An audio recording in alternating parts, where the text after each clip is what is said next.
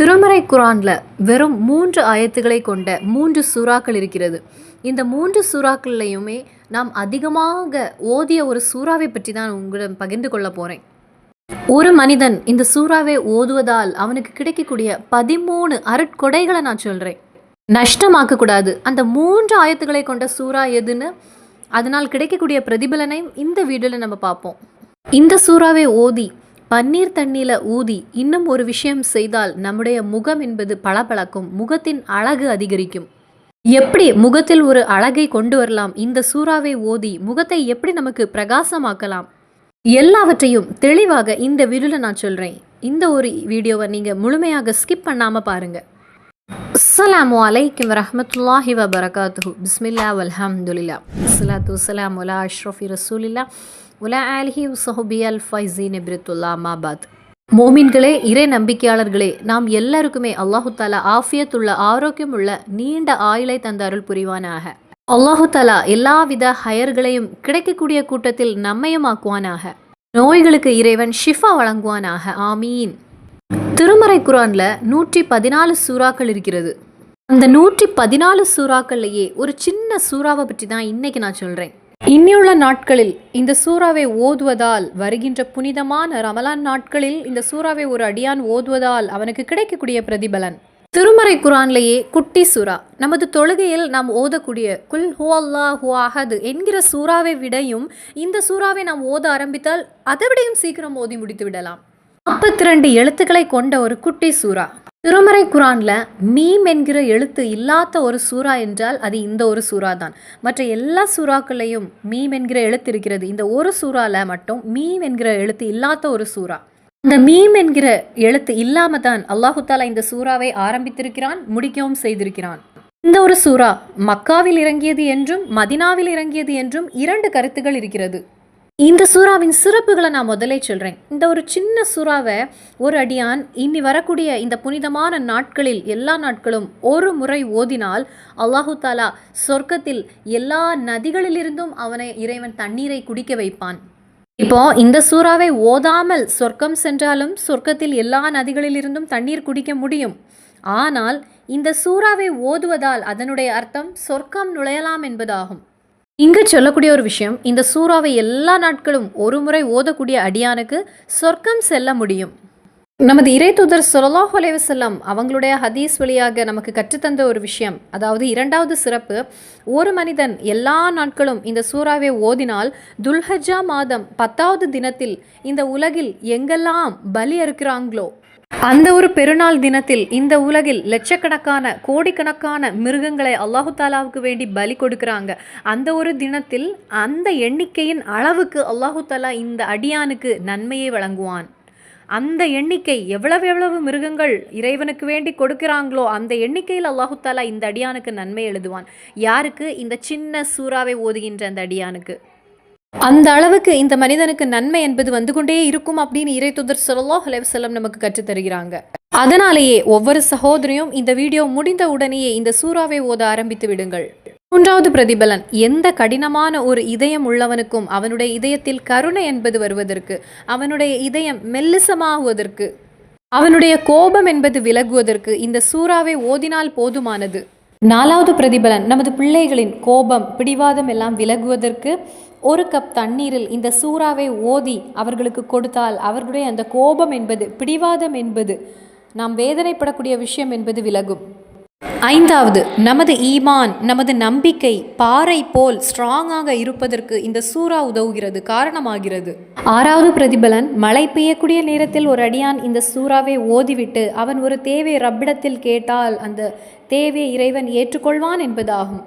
7வது பிரதிபலன், ஒரு அடியான் வெள்ளிக்கிழமையில் இந்த சூறாவை 100 தடவை ஓதிவிட்டு அவன் அதற்கு கூடவே 100 சலவாத்தையும் ஓதி ரப்பிடத்தில் துவா செய்கிறான். என்ன துவா? இறைவா, எனக்கு நபி ஸல்லல்லாஹு அலைஹி வஸல்லம் அவர்களை நீ கனவில் காண்பித்து தருவாயாக ரப்பே என்று துவா செய்தால் அவனுக்கு இறை தூதர் ஸல்லல்லாஹு அலைஹி வஸல்லம் அவர்களை கனவில் காணக்கூடிய பொக்கிஷமான வாய்ப்பு என்பது கிடைக்கும் என்பதாகும். இதை தொடர்ந்து அவன் 3 வெள்ளிக்கிழமையில் செய்ய வேண்டும். அப்படியானால் அல்லாஹு தாலா நமது இறை தூதர் ஸல்லல்லாஹு அலைஹி வஸல்லம் அவர்களை கனவில் காண்பித்து கொடுப்பதாக மகத்துக்கள் நமக்கு கற்று தந்திருக்காங்க. இந்த ஒரு குட்டி சூறால நமது இறைத்துதர் ஸல்லல்லாஹு அலைஹி வஸல்லம் அவர்களை புகழ்ந்து கூறக்கூடிய ஒரு சூறாவாகும். அதனால் இந்த சூறாவை ஓதும்போது நமக்கு இறைத்துதர் ஸல்லல்லாஹு அலைஹி வஸல்லம் அவர்களிடத்தில் ஒரு அன்பு என்பது பெருகும். நமது இறைத்துதர் ஸல்லல்லாஹு அலைஹி வஸல்லம் அவர்களுக்கும் நம்மிடத்தில் ஒரு அன்பு என்பது அதிகரிக்கும். இந்த சூறாவை கர்ப்பிணிகளுக்கு வேண்டி சொல்கிறேன். இந்த சூறாவை பிளேட்டில் சிலவங்க எழுதுவாங்க, பிளேடு வைத்து எழுதுவாங்க. அதுக்கு சில ஆலிம்கள் உஸ்தாதுகளை வைத்து எழுதுவாங்க.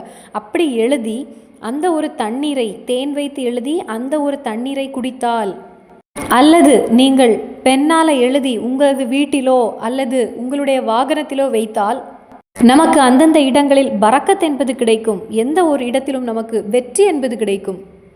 கர்ப்பிணிகள் இதை பிளேடால் எழுதுவாங்க. எழுதிட்டு அந்த தண்ணீரை குடித்தால் அவர்களுக்கு நல்ல புத்திசாலியான, நல்ல ஒரு அழகிய சாலிகான, எந்த குறையும் இல்லாத அழகிய ஒரு குழந்தை அல்லாஹு தாலா கொடுப்பான். 10வது பிரதிபலன், இந்த ஒரு சூறாவை ரோஸ் வாட்டரில் ஓதி அந்த ஒரு தண்ணீரில் ஊதி அந்த ரோஸ் வாட்டரை முகத்தில் தேய்த்தால் நமது முகம் என்பது பிரகாசமாகும். ரோஸ் வாட்டர் எடுத்து அதை நீங்கள் இந்த சூறாவை ஓதி அந்த ரோஸ் வாட்டரில் ஊதி 2 கைகளிலும் தேய்த்து முகத்தில் தடவினால் உங்களுடைய முகம் பிரகாசமாகும். முகத்தில் ஒரு பளபளப்பை உங்களுக்கு பார்க்க முடியும். 11வது பிரதிபலன், கவலை, வேதனை, வருத்தம், மனவேதனை அல்லது ஏதாவது கேஸில் மாட்டிக்கொண்டிருந்தால் அல்லது ஏதாவது ஒரு சூழ்நிலை இக்கட்டான நிலையில் இருந்தால் இந்த சூறாவை 111 தடவை ஓதிவிட்டு இறைவனிடத்தில் துவா செய்தால் அந்த கவலை என்பது, அந்த வேதனை என்பது, அந்த ஒரு மனவேதனை, அந்த ஒரு விஷயம் என்பது உங்களுக்கு விலகி உங்களுக்கு சந்தோஷத்தை பார்க்க முடியும். 111 தடவை ஓதிவிட்டு அவன் இறைவிடத்தில் துவா செய்தால் அவன் அனுபவிக்கக்கூடிய அந்த வேதனை அல்லாஹு தாலா போக்கி கொடுப்பான். அல்லாஹு தாலா ஒரு சந்தோஷத்தை ஏற்படுத்தி கொடுப்பான். 12வது சிறப்பு, ஒரு அடியான் இந்த சூறாவை தொடர்ந்து ஓதி வரும்போது அவனுக்கு கிடைக்கக்கூடிய அருட்கொடை என்ன தெரியுமா? குரான் முழுவதும் ஹத்தம் தீர்த்த ஒரு அடியானுக்கு என்ன நன்மையோ, அவன் ஓதிக்கொண்டே இருக்கும்போது என்ன நன்மையோ அந்த நன்மையை அவன் அடைகிறான். குரானை முழுவதுமாக ஓதி தீர்க்கக்கூடிய அந்த அடியானுக்கு என்ன நன்மையோ அந்த நன்மையை இந்த ஒரு சின்ன சூறாவை ஓதிக்கொண்டே இருக்கக்கூடிய அடியானுக்கு அல்லாஹு தாலா கொடுக்கிறான். ஜனங்களுக்கு அதிக ஒரு ஆறுதலை கொடுத்த சூறாவாகும் இது. அதனால் நமக்கு என்ன ஒரு வேதனை வந்தாலும், என்ன கவலை வந்தாலும், தாங்க முடியாத என்ன ஒரு நோய் வந்தாலும், இக்கட்டான ஒரு நிலையில் இருந்தாலும், கடனோடு போராடி கொண்டிருந்தாலும் இந்த ஒரு சூறாவை 33 தடவை ஓதிவிட்டு அல்லாஹு தாலாவிடத்தில் துவா செய்தால் அவனுக்கு அந்த விஷயத்தில் ஒரு ஆறுதல் கிடைக்கும். அவனுக்கு ஒரு மன நிம்மதி என்பது கிடைக்கும். இப்போ இந்த சூறாவை ஓதுவதால் என்னென்ன நன்மை கிடைக்கும்னு நான் சொல்லிட்டேன். இந்த சூறாவை முகத்தில் தேய்த்தால் என்ன கிடைக்கும் என்று நான் உங்களிடம் பகிர்ந்து கொண்டேன். இனி இந்த சூறா எதுன்னு நான் சொல்கிறேன். ஒரு நாள் இறைத்துதர் ஸல்லல்லாஹு அலைஹி வஸல்லம் அவர்கள் தங்களுடைய வீட்டிலிருந்து கௌபா ஷெரீஃப் பக்கத்தில் வருகிறாங்க. புனிதமான கௌபா ஷெரீஃப் பக்கத்தில் நடந்து வரும்போது இறைத்துதர் ஸல்லல்லாஹு அலைஹி வஸல்லம் அவங்களுடைய எதிராக ஒரு நபர் வருகிறாங்க. அவர்களுடைய பெயர் ஆசிப் இப்னு வாகி.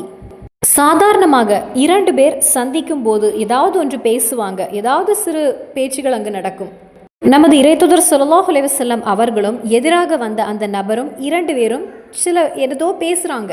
பேசிவிட்டு அதன் பின்பு நமது இறைத்துதர் ஸல்லல்லாஹு அலைஹி வஸல்லம் கௌபாவின் பக்கத்தில் அப்படியே சென்று விட்டாங்க. எதிராக வந்த அந்த ஒரு மனிதர் வெளியில் சென்றபோது அந்த இடத்தில் நிறைய குறைஷிகள் அங்கு நிற்கிறாங்க. இந்த ஆசிப் இப்னு வாகி அவர்களோடு இந்த குறைஷிகள், அந்த மனிதர்கள் கேட்கிறாங்க, அப்படியே சென்றது யார், நீங்கள் யாரிடத்தில் பேசி கொண்டிருந்தீங்க என்று. அந்த நேரத்தில் அந்த மனிதர் கூறிய ஒரு வார்த்தை, நான் அபுத்தரோடு பேசி கொண்டிருந்தேன், அபுத்தரோடு நான் பேசினேன் என்று. அவர்கள் கூறிய இந்த வார்த்தையை கேட்டது நமது இறைத்துதர் ஸல்லல்லாஹு அலைஹி வஸல்லம் அவர்கள். அந்த நேரத்தில் நமது தலைவரான முஹம்மது நபி ஸல்லல்லாஹு அலைஹி வஸல்லம் அவர்களுடைய இதயத்தில் ரொம்ப வேதனை கொடுத்தது அந்த வார்த்தைகள். நமது இறைத்துதர் ரொம்ப வேதனை அடைந்தாங்க, ரொம்ப கவலைப்பட்டாங்க. ஏனென்றால் அபுத்தர் என்றால் அதனுடைய அர்த்தம் வால் இல்லாதவன், வால் இழந்து போனவன், அவனுடைய எதிர்காலம் என்பது இல்லாதவன் என்பதாகும். அதாவது நமது இறைத்துதர் ஸல்லல்லாஹு அலைஹி வஸல்லம் அவர்களுடைய ஆண் பிள்ளைகள் எல்லாருமே மரணமடைந்தவர்கள். அந்த காலத்தில் ஆண் பிள்ளைகள் மரணமடைவது என்பது அப்போ ஒரு தீய ஒரு சகுனமாக அதை பார்த்தாங்க. அதாவது ஆண் பிள்ளைகள் அவர்களிடத்திலிருந்து தானே பரம்பரையாக வாரிசு என்பது பெருக தொடங்கும். ஒரு பரம்பரை எப்படி உருவாகுது? ஒரு வாப்பா இருக்காங்க, அவங்களுக்கு ஒரு மகன், அந்த மகனுக்கு ஒரு மகன், அப்படி பரம்பரை என்பது அப்படியே சென்று கொண்டிருக்கும். நமது இறைத்துதர் ஸல்லல்லாஹு அலைஹி வஸல்லம் அவங்களுடைய மகனான காசிம் என்பவங்க வஃபாத் ஆனக்கூடிய அந்த நேரத்தில் தான் இந்த சம்பவம் நடக்கிறது. நமது இறைத்தூதர் ஸல்லல்லாஹு அலைஹி வஸல்லம் அவருடைய மகன் மரணமடைந்த போது அந்த ஒரு வேதனை, அந்த ஒரு துக்கம் இருந்தது நமது இறைத்தூதருக்கு. அந்த நேரத்தில் இந்த மனிதர் கூறுகிறாங்க, நான் பேசி கொண்டிருந்தது வாலற்று போனவனிடத்தில், வால் இல்லாத ஒருவனிடத்தில், ஆண் பிள்ளைகள் இல்லாத ஒருவனோடு நான் பேசி கொண்டிருந்தேன் அப்படின்னு கூறிய அந்த வார்த்தை நமது இறைத்தூதருக்கு அதிக வேதனையை ஏற்படுத்தியது. அந்த நேரத்தில் தான் ஜிப்ரீல் அலைஹிஸ்ஸலாம் இறங்கி வந்து நமது இறைத்தூதர் ஸல்லல்லாஹு அலைஹி வஸல்லம் அவர்களிடம் கூறியது, நீங்க கவலைப்படாதீங்க நபியே, உண்மையாகவே வால் இழந்தவன், உங்களை ஏளனமாக பேசியவன், உங்களது மனது வேதனைப்படும்படி நடந்தவன் தான் வாலற்றவன், உண்மையாகவே நீங்கள் கிடையாது நபியே அப்படின்னு ஜிப்ரீல் அலைஹிஸ்ஸலாம் இறங்கி வந்து ஆறுதலாக கூறிய ஒரு சூறாவாகும் இது. இப்போ இந்த சூறா எப்படி வந்தது அதையும் உங்களிடம் நான் பகிர்ந்து கொண்டேன். குரானில் 3 ஆயத்துக்களை கொண்ட 3 சூறாக்கள் இருக்கிறது. அதிலேயும் சின்ன சூறா தான் இது. இந்த ஒரு சூறா 3 ஆயத்துக்களை கொண்டது. அந்த 3 ஆயத்து முடியும் போதும் அதில் வரக்கூடிய எழுத்து ரா என்பதாகும். திருமறை குரானில் மீமு என்கிற எழுத்து இல்லாத ஒரு சூறா என்றால் அது இந்த சூறா ஆன சூரத்துல் கௌசர். பிஸ்மில்லாஹிர் ரஹ்மானிர் ரஹீம், இன்னா அஹ்தைனாக்கல் கௌசர். மனவேதனையில் இருந்தபோது அல்லாஹு தஆலா ஜிப்ரீல் அலைஹிஸ்ஸலாம் அவர்கள் வழியாக நமது நபி ஸல்லல்லாஹு அலைஹி வஸல்லம் அவர்களிடம் கூறுகிறான், நபியே நபியே, தாராளமான அருட்கொடைகளை நான் உங்களுக்கு வழங்கியிருக்கிறேன் நபியே. இந்த ஆயத்திற்கு இன்னொரு அர்த்தம் இருக்கிறது. நபியே, தாங்களுக்கு நான் ஹவுதுல் கௌசர் வழங்கியிருக்கிறேன் நபியே. ஃபஸல்லி லிரப்பிக வன்ஹர். நபியே, தாங்கள் உங்களை படைத்தவனுக்கு வேண்டி அதிகமான இபாதத்துகளையும் இறைவனுக்கு வேண்டி நீங்கள் பலி கொடுக்கவும் செய்ய வேண்டும் நபியே. இன்ன ஷானியக ஹுவல் அப்தர். உண்மையாகவே நபியே, உங்களிடத்தில் ஏளனமாக பேசியவன், உங்களிடத்தில் அந்த வார்த்தைகளை பேசியவன் தான் வாளிழந்தவன் நபியே, வாள் போனவன் நபியே. அப்போ திருமறை குரான்ல ரொம்ப பொக்கிஷமான ஒரு சூறா ஆன 108வது சூறா ஆன சூரத்துல் கௌசர். அப்போ இந்த சூறாவின் அருட்கொடைகளை பற்றி சொன்னேன், இந்த சூறா இறங்குவதற்கான காரணத்தை பற்றி சொன்னேன், அந்த குட்டி சூறா எதுன்னு நான் சொன்னேன், கிடைக்கக்கூடிய நன்மைகளையும் உங்களிடம் பகிர்ந்து கொண்டேன், எப்படி ஓத வேண்டும், ஓதினால் கிடைக்கக்கூடிய நன்மைகளையும் நீங்கள் தெரிந்து கொண்டீங்க. அப்போ நம்மிடத்தில் வருகின்ற இந்த புனித ரமலான் மாதத்திற்கு வேண்டி நாம் தயாராகி விடுவோம். இன்றைய தினத்திலிருந்தே இந்த சூறாவை ஓத நாம் ஆரம்பித்து விடுவோம். அளவில்லாத நன்மைகளை நமக்கு வாங்க முடியும் இன்ஷா அல்லாஹ். மறுபடியும் சந்திப்போம் இன்னொரு வீடியோவில். இந்த சூறாவை இன்றைய தினத்திலேயே ஓத ஆரம்பித்து விடுங்கள். அஸ்ஸலாமு அலைக்கும் வரஹ்மத்துல்லாஹி வபரகாத்துஹு.